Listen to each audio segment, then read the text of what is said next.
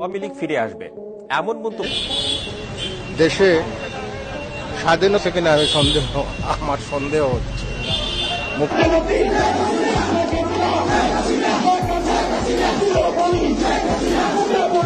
সমন্বয়ক উপদেষ্টাদের নৈরাজ্যতার প্রতিবাদে ঢাকা এবং ঢাকার বাইরে অনির্দিষ্টকালের জন্য কর্মসূচি ঘোষণা করেছে আওয়ামী লীগ।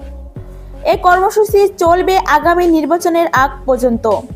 কর্মসূচি ঠিক করতে আওয়ামী লীগের সহযোগী সংগঠন এবং ঢাকা মহানগরে আওয়ামী লীগের দলীয় সভাপতি রাজনৈতিক কার্যালয়ে অনির্দিষ্টকালের জন্য কর্মসূচি ঘোষণা করে বাংলাদেশ আওয়ামী লীগ। কর্মসূচির বেশিরভাগই ঢাকার কেন্দ্রিক, তবে চট্টগ্রামে কর্মসূচি ঘোষণা দিয়ে সমাবেশ করবে দলটি। এছাড়াও আওয়ামী লীগের সকল মাঠ পর্যায়ের সকল নেতারা প্রস্তুত থাকবে বলে জানিয়েছে আওয়ামী লীগের নেতাকর্মীরা।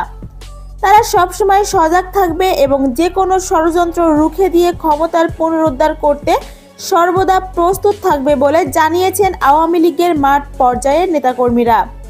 এছাড়াও ক্ষমতাচ্যুত প্রধানমন্ত্রী শেখ হাসিনাকে দেশে ফেরাতে জানুয়ারিতে রাজপথে ভয়াবহ বিক্ষোভ মিছিলের ইঙ্গিত দিয়েছে শেখ হেলালের ছেলে শেখ তন্ময়।